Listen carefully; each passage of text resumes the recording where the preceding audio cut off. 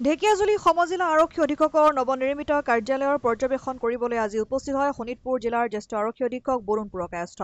উল্লেখ্য যে কাইলৈৰ পৰা আনুষ্ঠানিকভাৱে কাৰ্যকৰী কৰা হ'ব ভোটপাৰাত নৱনিৰ্মিত ঢেকিয়াজুলি সমজিলা আৰক্ষী অধীক্ষকৰ কাৰ্যালয়।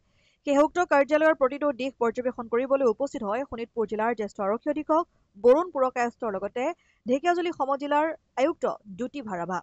জ্যেষ্ঠ আৰক্ষী অধীক্ষকৰ লগতে নৱনিৰ্মিত কাৰ্যালয়ত আজি উপস্থিত থাকে ঢেকিয়াজুলি সমজিলাৰ আৰক্ষী অধীক্ষক ভাৰ্গৱমণি দাস, ঢেকিয়াজুলি আৰক্ষী থানাৰ ভাৰপ্ৰাপ্ত বিষয়া দীপক দাস, ঢেকিয়াজুলিৰ যান-বাহন আৰক্ষী বিষয়া চন্দিৰাম নাথৰ লগতে শোণিতপুৰ জিলা আৰক্ষীৰ কেইবাগৰাকীও বিষয়া।